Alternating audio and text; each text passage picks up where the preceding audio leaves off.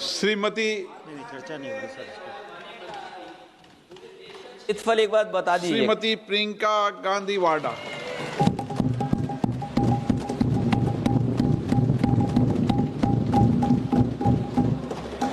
आदरणीय अध्यक्ष महोदय, मैं आपको धन्यवाद देना चाहती हूं कि इस महत्वपूर्ण मुद्दे पर आपने मुझे बोलने का मौका दिया।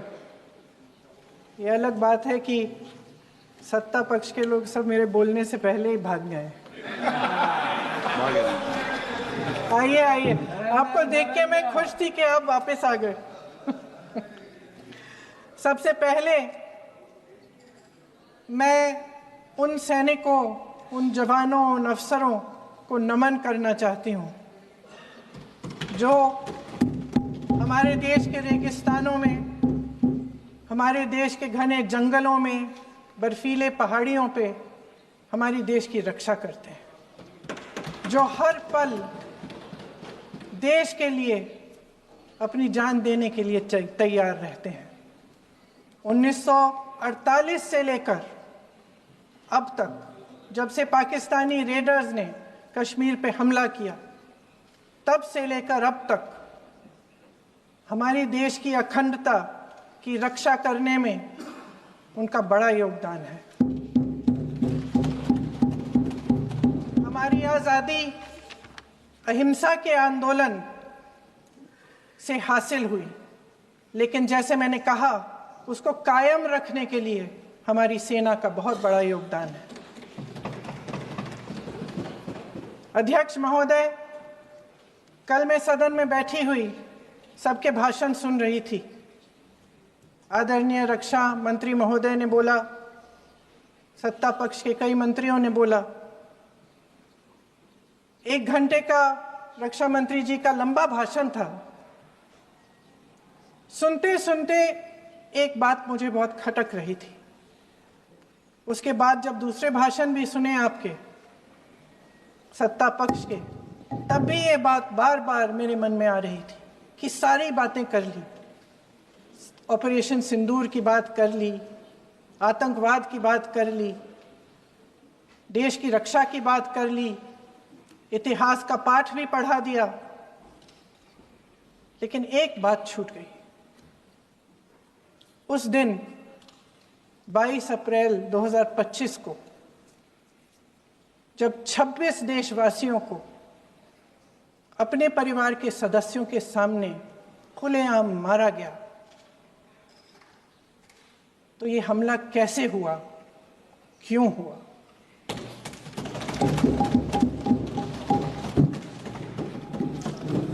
अध्यक्ष महोदय, ये लोग बैसारन वैली में, पहलगाम के पास कश्मीर में क्या कर रहे थे? आजकल पब्लिसिटी का दौर है, प्रचार का ज़माना है। कुछ समय से हमारी सरकार ये प्रचार कर रही थी कि कश्मीर में आतंकवाद ख़त्म हो गया है, कि कश्मीर में शांति है, अमन चैन है। प्रधानमंत्री जी ने खूब भाषण दिए, देशवासियों को कहा कि चलिए कश्मीर चलिए, सैर करिए। कई बार मैंने ये भी देखा मीडिया पर, टीवी पर, कि कश्मीर जाइए, ज़मीन खरीदिए, अब वहाँ अमन चैन है, शांति का वातावरण है। इसी बीच शुभम द्विवेदी, एक कानपुर के नौजवान, और उनके पूरे परिवार ने तय किया कि वो कश्मीर जाएंगे। शुभम द्विवेदी की 6 महीने पहले शादी हुई थी। उसकी पत्नी ने कहा कि उनके बीच एक ऐसा रिश्ता था, प्रेम और दोस्ती का ऐसा रिश्ता था कि वो एक दूसरे को बच्चों की तरह हंसाते थे।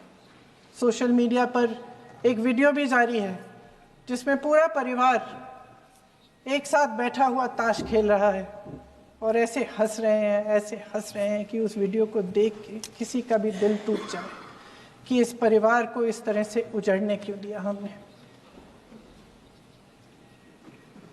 22 अप्रैल 2025 को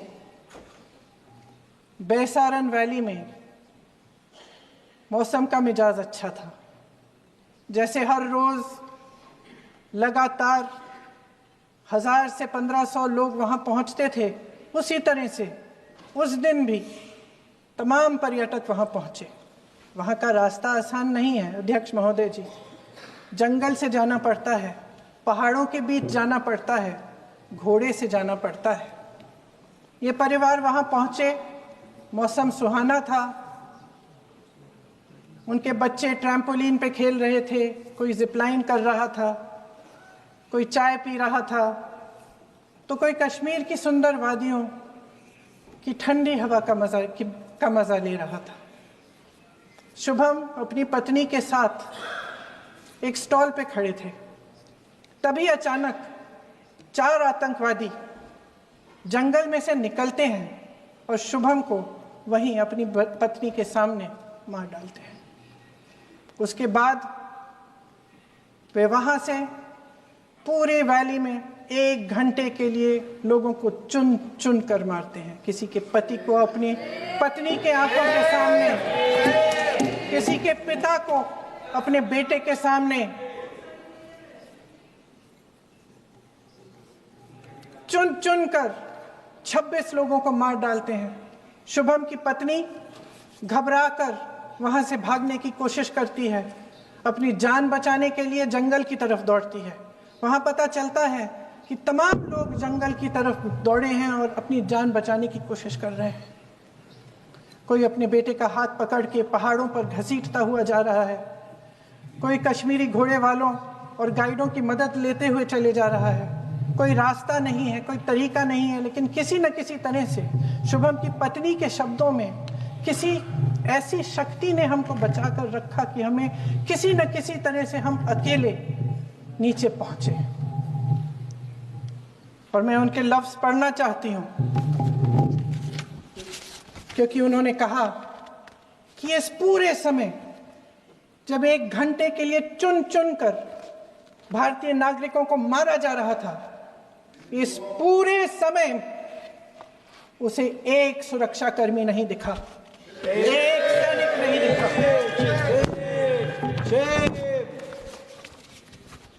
शुभम की पत्नी ने कहा, कोट, मैंने अपनी दुनिया को खत्म होते हुए देखा, अपनी आंखों के सामने एक सिक्योरिटी गार्ड नहीं था। मैं ये कह सकती हूं कि देश ने, सरकार ने हमें वहां पे अनाथ छोड़ दिया था। सिक्योरिटी क्यों नहीं थी वहां? वहां पे एक सैनिक क्यों नहीं दिखा? क्या सरकार को मालूम नहीं था कि यहां रोज 1000 से 1500 पर्यटक जाते हैं? क्या सरकार को मालूम नहीं था कि यहाँ के पहुंचने के लिए जंगल के रास्ते से जाना पड़ता है? अगर कुछ हो जाएगा तो लोग वहां से निकल नहीं पाएंगे। एक चिकित्सा का इंतजाम नहीं था, फर्स्ट एड का इंतजाम नहीं था, कोई इंतजाम नहीं था, ना सुरक्षा का ना फर्स्ट एड का।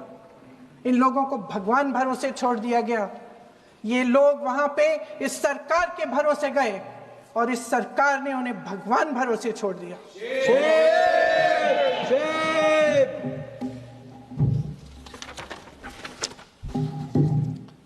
मैं पूछना चाहती हूं, ये किसकी जिम्मेदारी थी? इस देश के नागरिकों की सुरक्षा की जिम्मेदारी किसकी है? क्या इस देश के प्रधानमंत्री की नहीं है? क्या इस देश के गृह मंत्री की नहीं है? क्या इस देश के रक्षा मंत्री की नहीं है? क्या एनएसए की नहीं है? अध्यक्ष महोदय, पहलगाम हमले से सिर्फ 2 हफ्ते पहले हमारे गृह मंत्री महोदय जी कश्मीर गए थे। किस लिए गए थे? जो सुरक्षा की व्यवस्था है इसको देखने के लिए गए थे, इसको रिव्यू करने के लिए गए थे। और उन्होंने वहां कहा कि आतंकवाद पर विजय प्राप्त हुई है। ये 2 हफ्ते पहले है। 3 महीने बाद JNK के गवर्नर साहब एक आम इंटरव्यू में ऐसे ही चलते चलते कह देते हैं कि हाँ, बैसारन वैली में बहुत लापरवाही हुई और इसके लिए मैं जिम्मेदारी लेता हूँ। ऐसे ही चलते चलते, और वो बात होती है, खत्म भी वहां होती है और वहीं खत्म हो जाती है। उनसे जिम्मेदारी ली भी नहीं जाती, कोई सवाल नहीं उठाता, कोई जवाब नहीं देता। अध्यक्ष महोदय, उस हमले की जिम्मेदारी एक आतंकवादी गुट जिसका नाम टीआरएफ है थोड़े दिनों बाद लेती है। कौन है ये टीआरएफ? 2019 में ये गुट बना।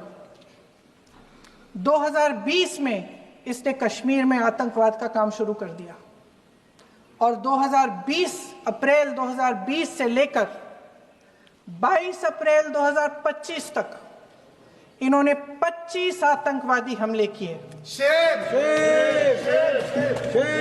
गृह मंत्री महोदय ने जब यूपीए सरकार के समय के आतंकवादी हमले गिने तो लगभग 25 गिनवाए थे अभी अपने भाषण में। इस गुट ने कश्मीर में 25 हमले 2020 और 2025 के अंदर एक पूरी लिस्ट है इन हमलों की। मेरे पास इतना समय नहीं है इसलिए मैं एक एक को नहीं पढ़ना चाहती, लेकिन मैं इतना कहूंगी कि इनमें रियासी का हमला भी था 2024 का, जिसमें 9 लोग मारे गए और 41 लोग घायल हुए। कुल मिलाकर 2020 से लेकर 22 अप्रैल 2025 तक टीआरएफ ने 41 सेना और सुरक्षा कर्मियों की हत्या की, 27 सिविलियन की हत्या की और 54 लोगों को घायल किया था।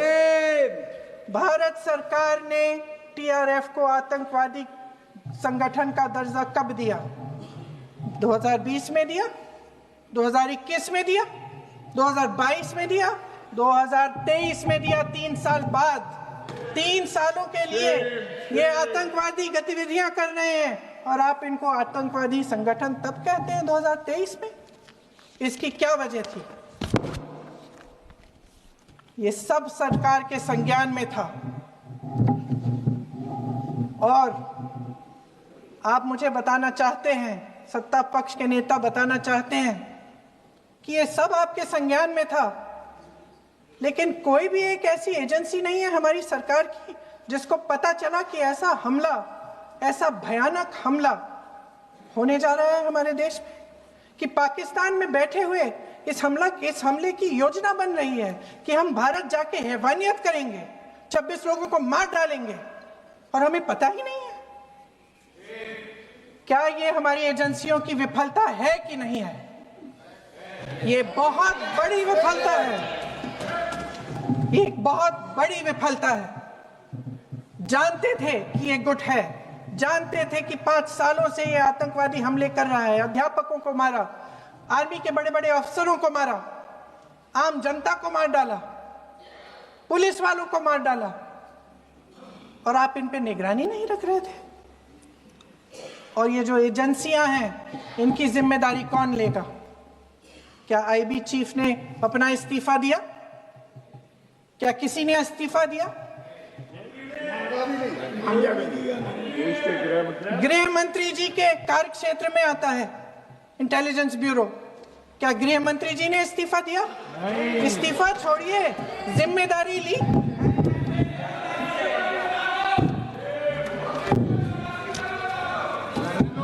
साहब देखिए, इतिहास की बात आप करिए, मैं वर्तमान की बात करना चाहती हूँ। आपको तो एक बहाना चाहिए, आपको तो एक बहाना चाहिए। पूरे परिवार का नाम गिनवा देते हैं। अरे अपनी जिम्मेदारी खुद लीजिए। 11 सालों के लिए तो सत्ता में आप हैं। नेहरू को छोड़ नहीं रहा। कल माननीय गौरव गोगोई जी ने अपने भाषण में पूछा गृह मंत्री जी से, क्या आपकी जिम्मेदारी नहीं थी? मैं देख रही थी। राजनाथ जी, रक्षा मंत्री जी यूं अपना सर हिला रहे थे, कुछ बोले नहीं। अंदर से ये महसूस हुआ होगा कि यहाँ कुछ जिम्मेदारी थी, लेकिन माननीय गृह मंत्री महोदय जी हंस रहे थे, वे हंस रहे थे।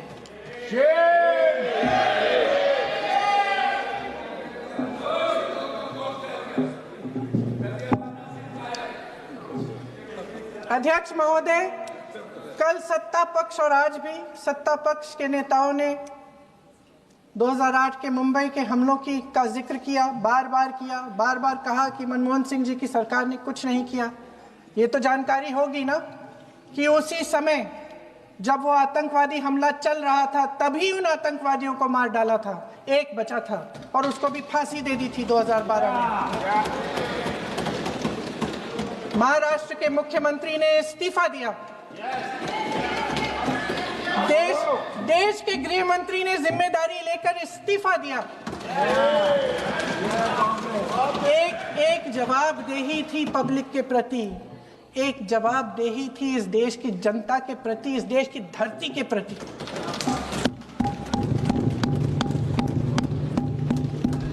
राजनाथ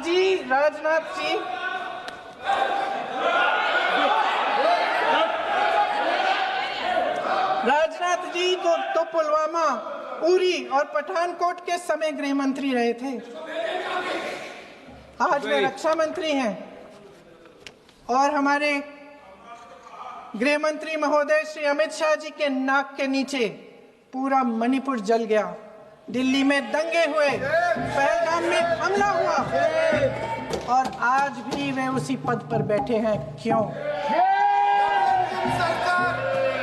अध्यक्ष महोदय, बमबारी से अखबारों के हेडलाइन बनते हैं, मगर कहानी सुरक्षा में की चूक में भी है। आज देश खोखले भाषण नहीं सुनना चाहता, देश जवाब चाहता है, तसल्ली चाहता है कि सच उससे छिपाया नहीं जाएगा। देश जानना चाहता है कि उस दिन अप्रैल 22, 2025 को क्या हुआ और क्यों हुआ। आप तो खुद अपनी पीठ थपथपाने में लगे रहते हैं। सेना, देश, संसद से सच छुपाते हैं। ऑपरेशन सिंदूर जब शुरू हुआ, हम सब ने समर्थन किया, सब एकजुट होकर खड़े हो गए इस देश के लिए। दोबारा होगा, दोबारा खड़े हो जाएंगे। अगर हमारे देश पे हमला होता है तो यहाँ इस सदन में किसी भी पार्टी का हो, कोई भी हो, सब आपका समर्थन करेंगे। और हमें अपनी सेना पर गर्व है कि उन्होंने इस बार भी दृढ़ता से लड़ाई लड़ी, धैर्य से लड़ाई लड़ी, वीरता से लड़ाई लड़ी।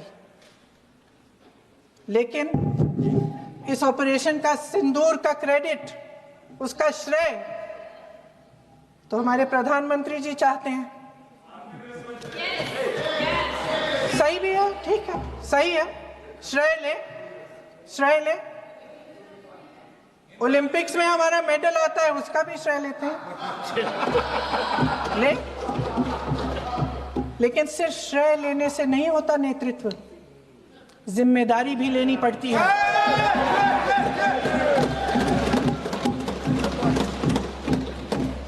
देश के इतिहास में ये पहली बार हुआ, देश के इतिहास में यह पहली बार हुआ कि जंग होते होते ही रुक गई है जी। और इस रुकावट का ऐलान हमारी सरकार, हमारी सेना नहीं करती, अमेरिका के प्रेसिडेंट करते हैं, अमेरिका के राष्ट्रपति करते हैं। ये हमारे प्रधानमंत्री महोदय की गैर जिम्मेदारी का सबसे बड़ा प्रतीक है। आज गृह मंत्री जी ने इस बात पर उल्लेख किया। उन्होंने कहा, उनके शब्दों में उन्होंने कहा कि पाकिस्तान के पास शरण में आने के बजाय कोई चारा ही नहीं था। आपने शरण दिया क्यों?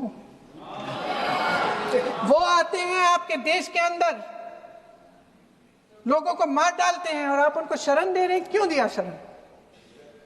इसका जवाब क्यों नहीं दिया एक भी भाषण में?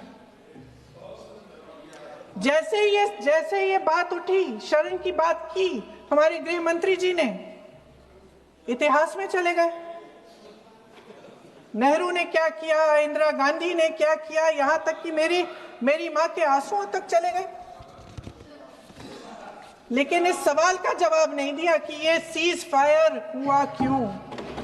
ये जंग रुका क्यों और तब क्यों रुका जब दुश्मन के पास कोई चारा नहीं था हमारी श्रेय में आने के बजाय? क्यों रुका ये जंग? इसका जवाब नहीं दिया। धन्यवाद। आप देंगे?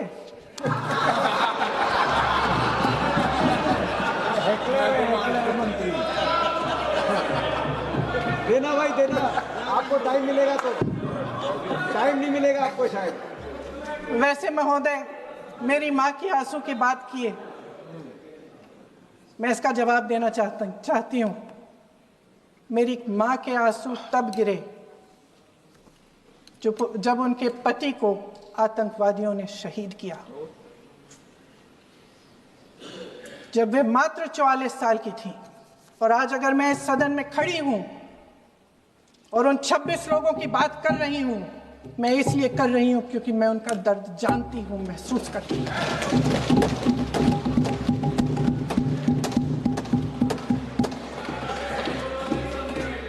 अध्यक्ष महोदय, मैंने कहा कि देश का नेतृत्व सिर्फ उपलब्धियों का श्रेय लेने से मजबूत नहीं होता। सफलता और विफलता दोनों की जिम्मेदारी लेने से बुलंद होता है। ये सोने का ताज नहीं है, कांटों का ताज है। अध्यक्ष महोदय, जब सरकार झूठी और कायर हो तो वे बहादुर से बहादुर सेना के साहस और पराक्रम को भी कमजोर कर देती है। देश को प्रतिशोध के साथ साथ सबके प्राणों की रक्षा का प्रण चाहिए। सेना की शक्ति के साथ सरकार की सच्चाई भी चाहिए।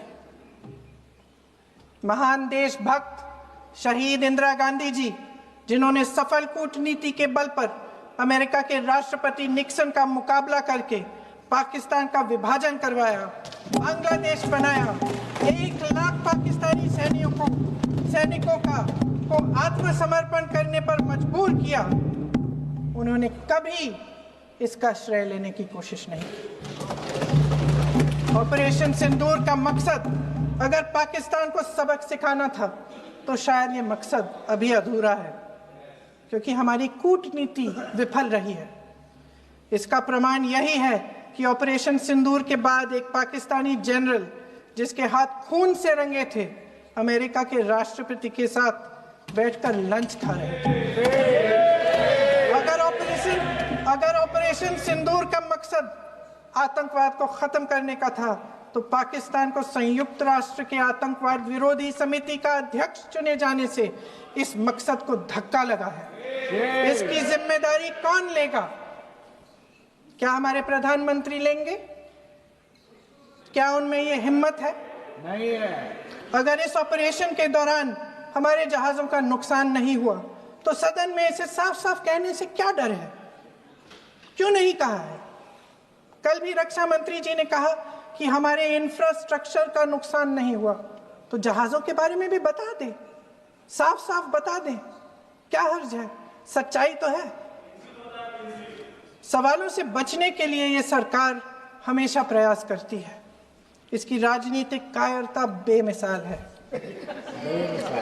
देशवासियों के प्रति जवाबदेही का एहसास ही नहीं है। सच्चाई ये है कि इनके दिल में जनता के लिए कोई जगह नहीं है। सब राजनीति है, सब पीआर है, सब प्रचार है, सब पब्लिसिटी है। देश की जनता के लिए आपके हृदय में कुछ नहीं रहा। बहुत समय हो गया है आप इस प्रचार में ही लिप्त हैं, जनता को देख नहीं पा रहे हैं। जी माननीय, जो पहलगाम में हुआ, खत्म करती हूँ, जो पहलगाम में हुआ उससे हर एक देशवासी के दिल पे चोट पहुंची है। हिमांशी नारवाल की गुहार ने हम सबको शर्मिंदा किया है। इसीलिए मैं आज यहाँ खड़े हुए एक आखिरी बात करना चाहती हूँ।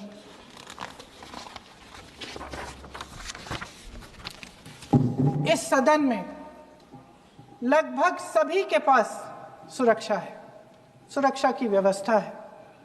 हम जहां भी जाते हैं हमारे साथ सुरक्षा कर्मी आते हैं। आपको भी मिल जाएगी, आप मंत्री बन जाएंगे, आपको भी मिल जाएगी। मैं मजाक की बात नहीं कर रही हूँ, थोड़ा सा धैर्य रखिए। उस दिन पहलगाम में 26 परिवार उजड़ गए।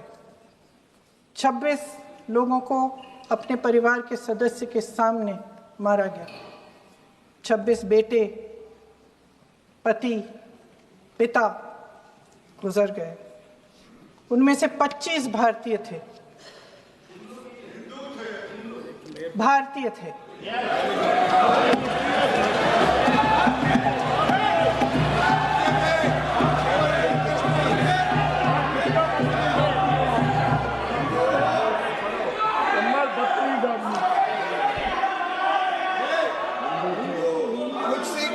जितने भी लोग बैसारन वैली में थे और जो 25 भारतीय मारे गए, उनके लिए कोई सुरक्षा नहीं थी। कोई सुरक्षा नहीं थी। आप कितने भी ऑपरेशन कर डालें, आप इस सच्चाई के पीछे छुप नहीं सकते, इसे नकार नहीं सकते। आपने उनको सुरक्षित नहीं किया। कोई शर्म नहीं है, कोई शर्म नहीं है, कोई शर्म नहीं है और ना कभी होगी। सुन लीजिए, सुबह भी मैं शिव मंत्र बोल के आई हूं। इनको क्या पता शिव मंत्र क्या है? शिव मंत्र खत्म कर लूं अपना भाषण। शिव मंत्र मैं एक बार उन 25 भारतीयों के चलिए चुप रही। मैं एक बार उन 25 भारतीयों के नाम इस सदन में पढ़ना चाहती हूं, ताकि यहां बैठे हर सदस्य को यह एहसास हो कि वे भी हमारी तरह इंसान थे, किसी राजनीतिक बिसात के मोहरे नहीं थे। वे भी इस देश के बेटे थे, वे भी इस देश के शहीद हैं। उनके परिजनों के प्रति हम सब की जवाबदेही बनती है। उन्हें सच्चाई जानने का हक है। समीर गुहा